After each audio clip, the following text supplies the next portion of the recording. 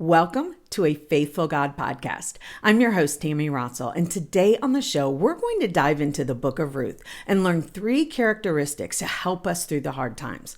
So grab those earbuds and your favorite beverage and join me for today's show. Well, hey friend, happy Wednesday. I hope you are doing well. Oh my goodness, if you are listening or watching in real time, we are actually in the second week of Advent. Can you believe it? This week is all about peace. And as a matter of fact, we're really diving into that in the Grow Your Faith community and really learning a lot from it. So yeah, really, really good. So we're learning to find peace in the midst of the crazy, the hustle bustle of everything. And just having a really good time with that. I hope this week is going well for you as well.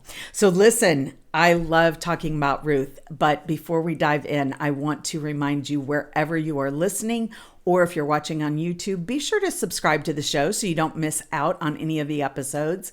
And also, if you're watching on YouTube, I would love it if you would give me a big thumbs up. That would help so much. So anyway, let's go ahead and dive into Ruth. Man, this is a great book.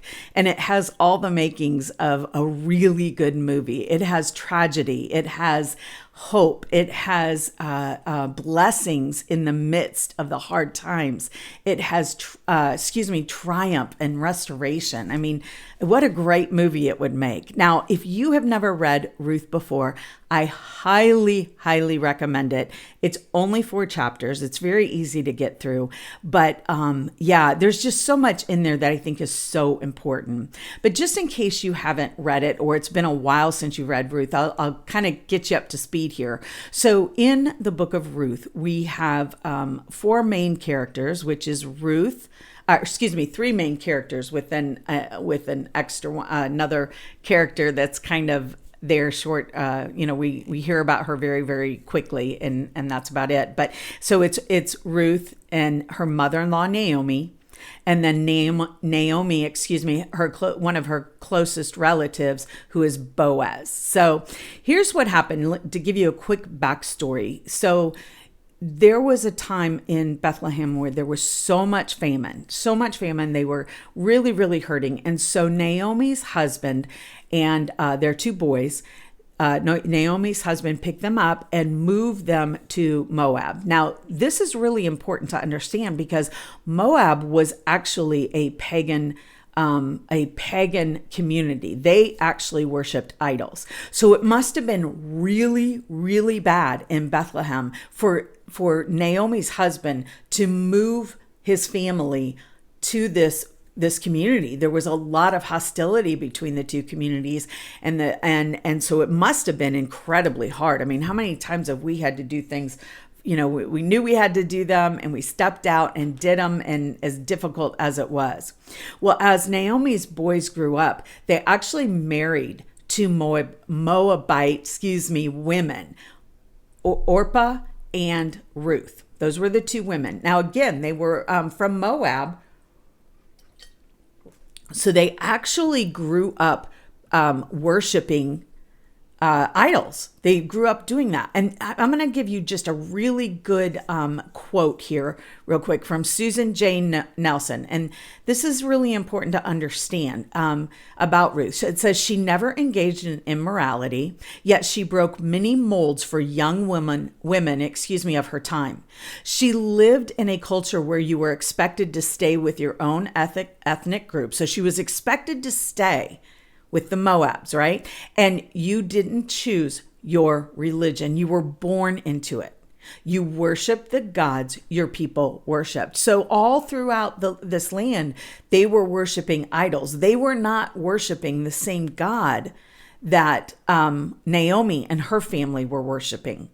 And yet we see, now this is a little bit about Naomi, but I just feel like it's so important and it's so apparent throughout the book. But here, can you imagine what that must have been like for Naomi, having both her boys marry women who were worshiping other gods?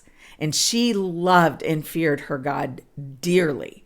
And so that must have been really difficult for her. And yet, she was the epitome of Christ's love, that, we love each other whether we agree or not, right? And I just think that is such an important lesson too, and one worth mentioning for sure. So you'll see that throughout the book of Ruth, just Naomi's great love for her daughter-in-laws and how her daughter-in-law Ruth actually came to love the same God that Naomi loved, right? And so we see that transformation as well throughout the book, which is so important.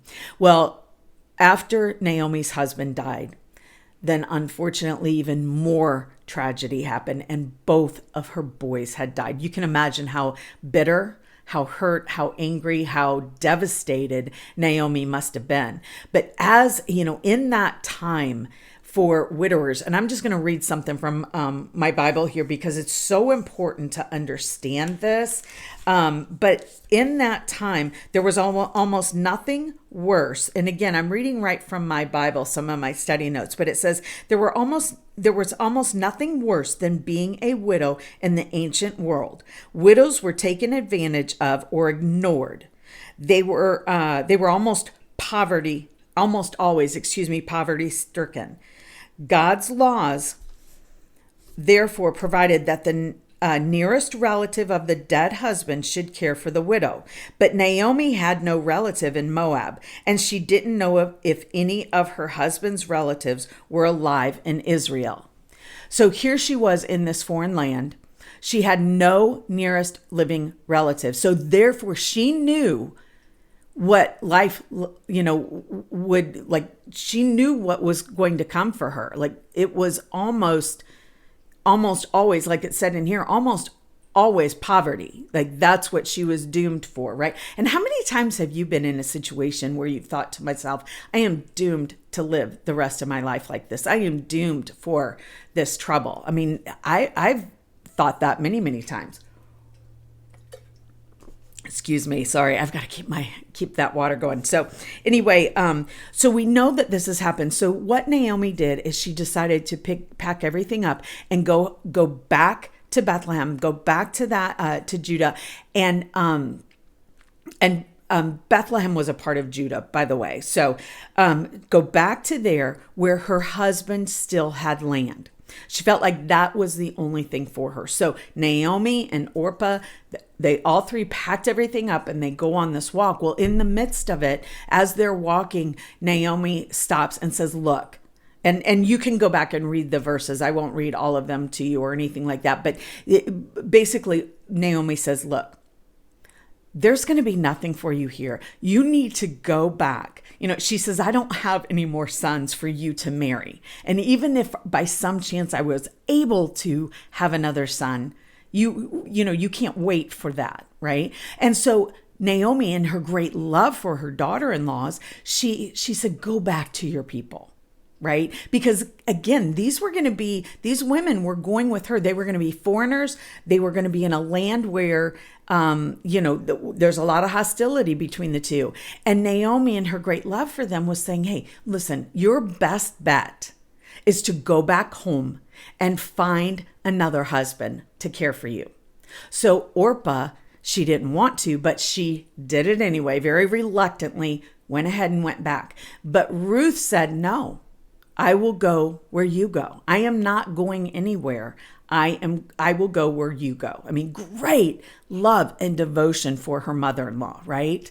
And so it's important to understand that backstory as we go into Ruth and learn some of the characteristics of Ruth and how to overcome the hard times. We can take her examples and again, help us thrive and work through those difficult times in our life. So let's go ahead and let's dive into the very first one that I want to talk about. This girl was a hard worker. Oh my goodness.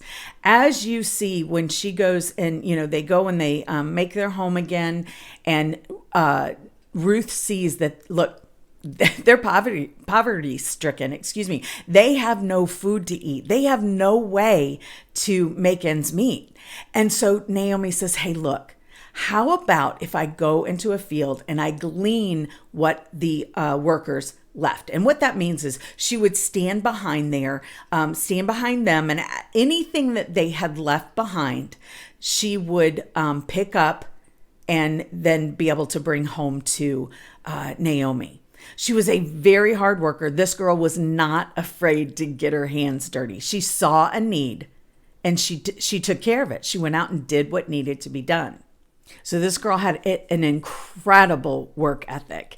And I mean, honest to goodness, she would have made such a great CEO. She didn't sit on the sidelines and wait for something to come to her. She's like, all right, I see a need. We need to go out and do that. And I think it's so important for us to understand to understand this characteristic of hard working, because I think so often we get tied or we start to suffocate in our circumstances and the things that are going on around us.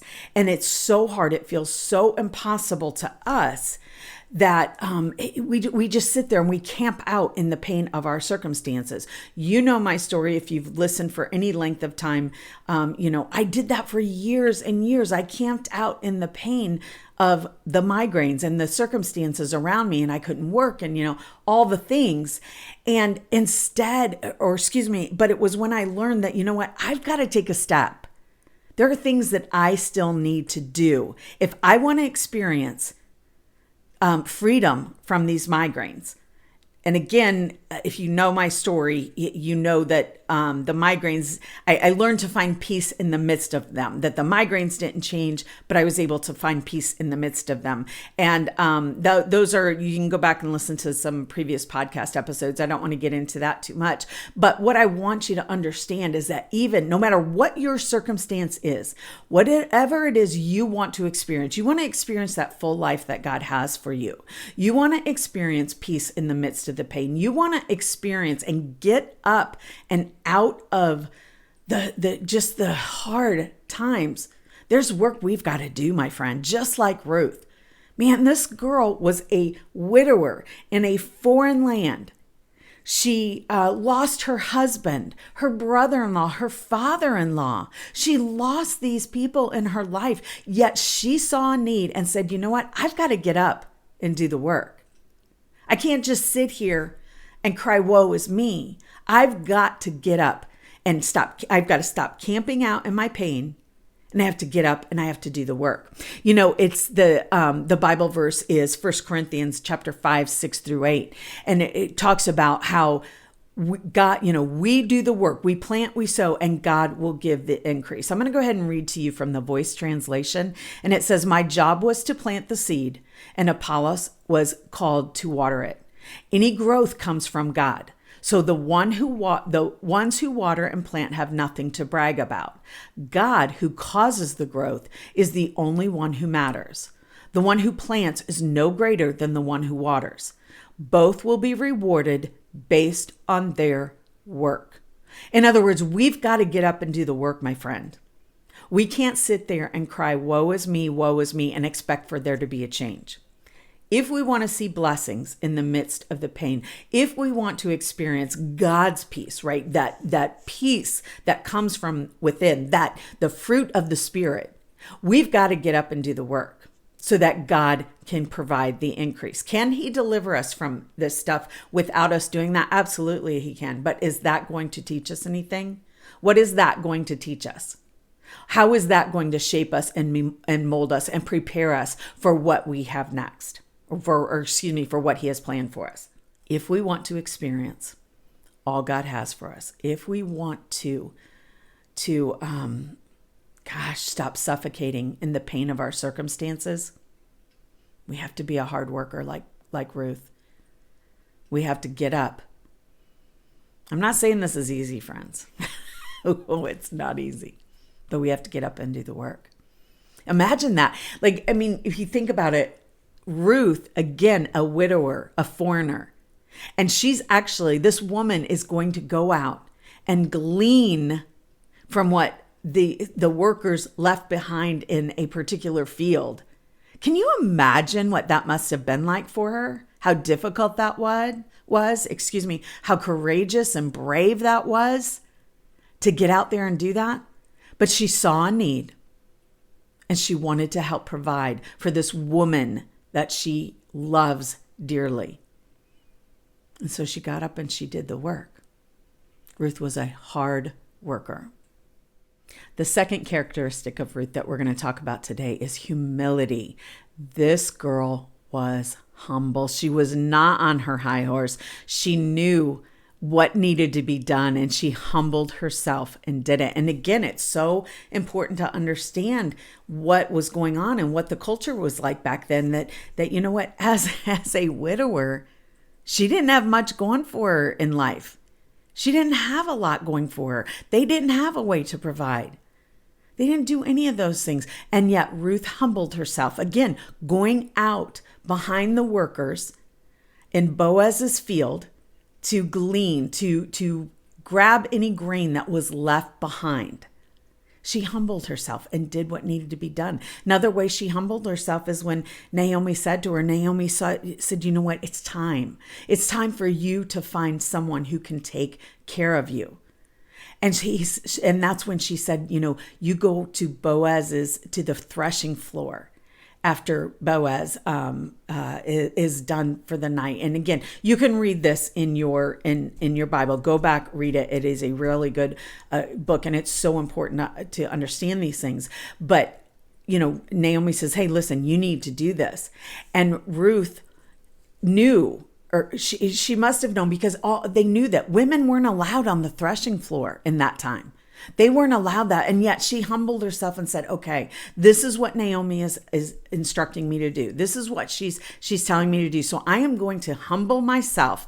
And now it doesn't say that she does that, but we see that in her character, how humble she is to say, okay, I'm going to go ahead and humble myself. I'm going to present myself and lay at the foot of Boaz's bed on the threshing floor. I'm going to do what needs to be done in order to, to follow the instructions Naomi has given me.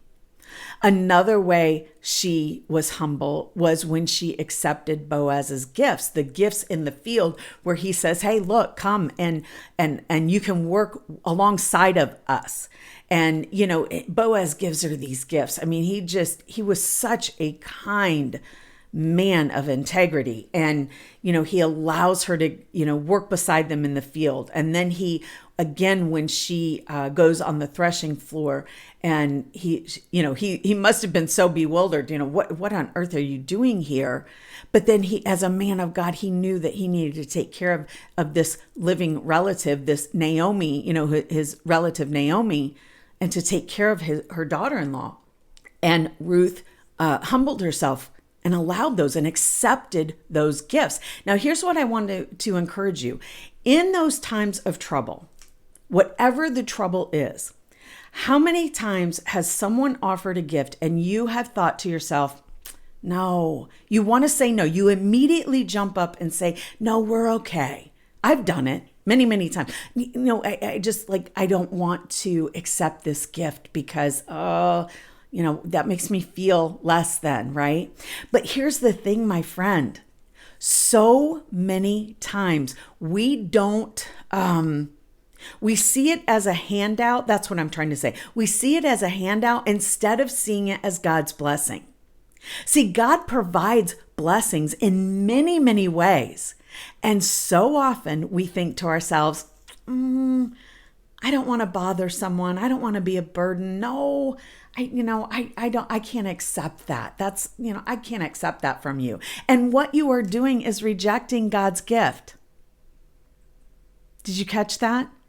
When you are in the midst of hard times and someone is offering help, that's when we need to humble ourselves and accept the gifts that God is giving us. So often we think that this little package in this little box, this is how we need to see the blessings. This is how we need to be provided for. This is how we need to, or how we want to accept, certain gifts from people.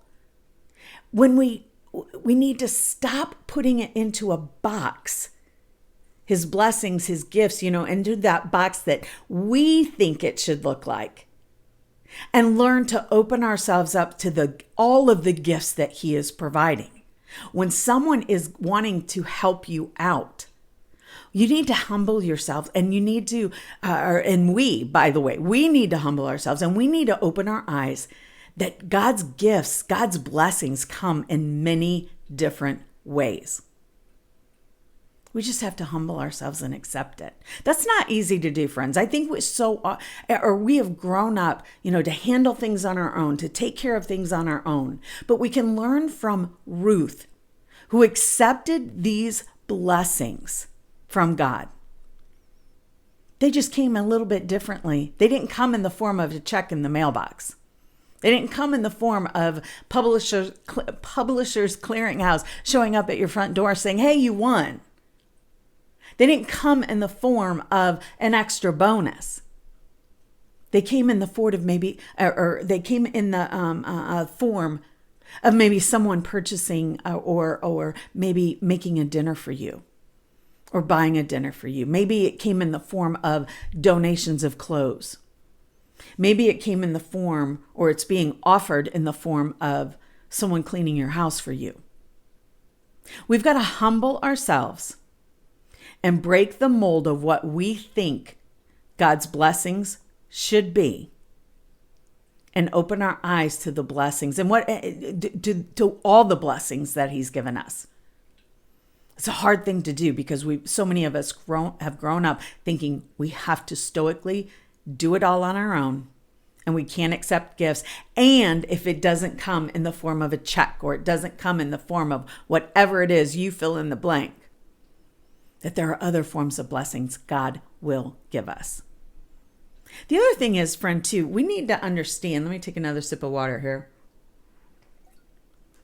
We need to understand that those things that people are offering to us, that when we say no, thank you, we're not allowing that blessing to flow through them.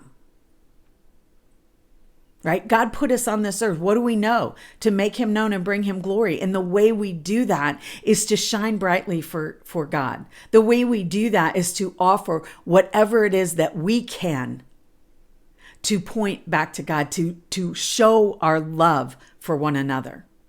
And sometimes in that comes in the form of people wanting to help us. And think about that. When you want to give someone a gift, when you want to help them out with something, what does that feel like when you say when they say no thank you to you?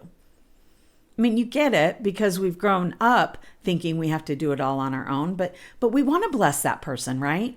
So we need to in turn accept those blessings. That's a hard one, my friend. We've got to humble ourselves and accept those blessings. So that was number 2. Ruth's humility. Let's practice that. Let's work through that in those hard times to help us overcome in the hard times and open our eyes up to other forms of blessings, other ways that God is providing for us. And the third characteristic of Ruth that we're going to talk about today is obedience. Now, we've talked about this a little bit.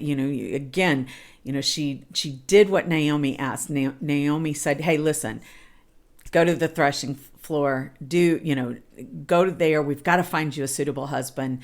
And Ruth just says, okay, I will do everything you say.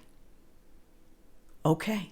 How many times have we said, yeah, but. I mean, can you imagine Ruth saying to Naomi, yeah, but women aren't allowed on the threshing floor. Yeah, but, right?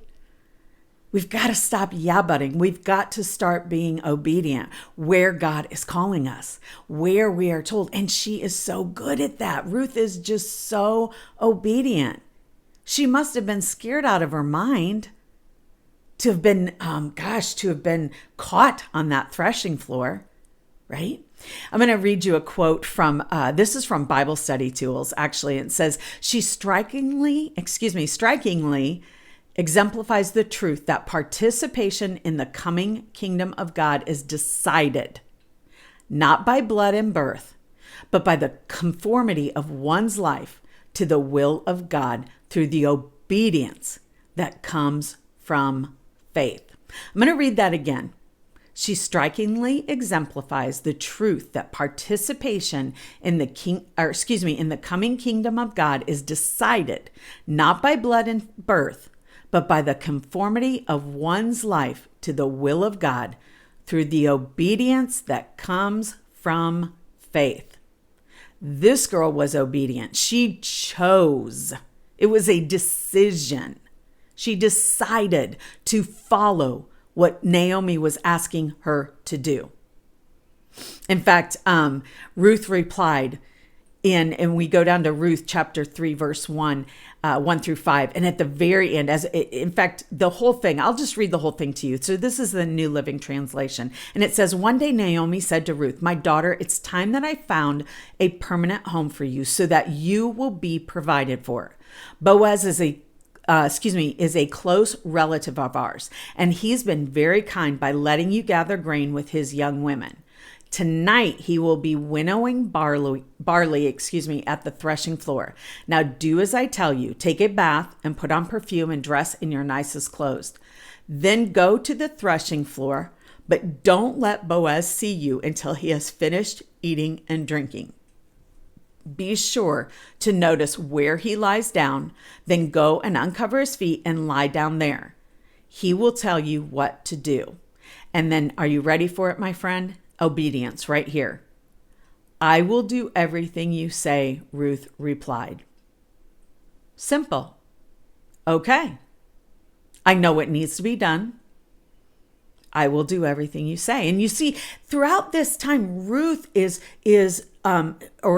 Naomi's God is becoming Ruth's God. Ruth sees Naomi's great love for God. Now that doesn't mean that Naomi wasn't bitter and angry and, because of all the hurt that happened in her life, all the loss she experienced, but she still loved God. And Ruth is seeing God's unconditional love through Naomi. And Naomi's God is becoming her God. And Ruth sees the dedication, the obedience that Naomi has for God's law, right? For God's law, for God's love, all of the things. Ruth sees that and she says simply, "I will do everything you say." That's obedience. In the spiritual reset action plan that we have, I'll put the links in the show notes for you. But the spiritual reset action plan, we talk about 4 steps to help you grow closer to God. And that 4th step is obedience. In order to grow closer to God, in order to experience peace in the midst of the pain, in order to experience a purpose-filled life, we've got to walk in obedience. We've got to go where God is calling us. Does that mean we step out and it's never hard? Absolutely not. Does that mean we step out and we're never afraid? Absolutely not. Heck yeah. Can you imagine how frightening that must have been for Ruth? And yet, she says, "I will do everything you say." Simple, quick, to the point. Simple obedience. Simple and obedience feel like they shouldn't go together, right? That feels so, I don't know, is contradictory the right term for that? But it just doesn't feel like that goes together. And yet, how many times can you look back? Man, I can. I can't even count how many times. Can you look back and go, man, if I'd only just listened to God the first time he called me to do that, instead of the 10th time he called me to do it, right? We learn some really powerful things. When God is calling you to do something, we have to say, okay, God, what is it? The Bible verse that Psalms 32, 8 through 9, I've read that to you guys. In fact, I have it here. I'm looking through my notes. I've got it here somewhere. Psalm 32, 8 through 9, and this is the Passion Translation, states, "I hear the Lord saying, I will stay close to you, instructing and guiding you along the pathway for your life. I will advise you along the way and lead you forth with my eyes as your guide. So don't make it difficult. Don't be stubborn when I take you where you've never been before. Don't make me tug and pull you along. just come with me. That's what Ruth did. That's what Ruth did. She didn't make God tug and pull her along. She just went with Naomi, and she followed Naomi's instructions. Man, that girl was something. So friend, over on the blog this week, I actually have 14 characteristics of Ruth. I have the 3 that we just talked about, but I have 11 more. So you want to hop on over to footprintsofinspiration.com/Ruth and take a look at all of those 14 characteristics. When we are going through hard times, this is a beautiful book to go through. This is the perfect book to go to and remember and see just how faithfully Ruth walked this out. We can gather encouragement from her. We can gather the guidance on how to walk this out so that we can experience the triumph and restoration we're so desperately seeking. I know you want to experience peace in the midst of the mess. I know you want to experience a purpose-filled life. And we have, right? I say this all the time. The Bible is it is our owner's manual for how to get through life, for how to walk in obedience, for how to be humble, for how to be hardworking and pick ourselves up when all we want to do is crawl under the covers and pull the covers over our head and curl up in a ball and just cry our eyes out. This book of Ruth is a perfect place to go to get the examples, the encouragement that you need to help you through. So friend, again, hop on over to footprintsofinspiration.com/Ruth to get those 14 characteristics of Ruth to help you through those times. And I just want to thank you for showing up today. I've been studying this book for a while now as I've put together this content, the blog post and all of that. And it's just, I'll tell you what, in this short time, I don't know, probably the last month or so that I've been studying it, it's amazing to me how many things have come up in my life that I started to be. I'm a reactionary person. I talk all the time about, the best defense is a good offense. And that's what I'm learning to do because I am a very reactionary person. When something happens, I immediately pop off. I immediately, I just react. And so I'm learning to create a good offense, to understand God's truth, to get these examples from the Bible to help me through. So that way, when something happens, I've got that great offense. I've got the armor of God. I can stand on His truths when these times come. And I can't tell you how many times since I've started studying this that I've been able to go, oh, wait a minute. How would Ruth handle this? Or look at Naomi and her unconditional love. I had something happen recently. This isn't even in my notes, but I just kind of want to show you how to apply this stuff to your life. I had something happen recently and it really was hard. It just went against everything that I know, love, and believe in. And it was hard. You know how it's hard to love. I'm having a hard time saying this. So you see something in someone and you think, dang it, why are they doing that? Like, why is that happening? Why are they doing that? And I'm sure many people have thought that about me many, many times. Hey, I'm not ignorant to that. I have no doubt that's happened. But honest to goodness sense, then that's happened a couple of times. And what's popped into my head immediately is Naomi's unconditional love for her pagan daughter-in-law. She loved her unconditionally. Didn't matter who she worshiped. Naomi loved her unconditionally. And the beautiful thing about that is not only was Ruth a complete light in the darkness for Naomi, Naomi taught Ruth about her loving, faithful God. And took this pagan woman and not turned her into, that doesn't it, but Ruth began to follow and worship this loving God. What do we know about our purpose and our calling to make God known and bring him glory. And Naomi sure did that for Ruth, right?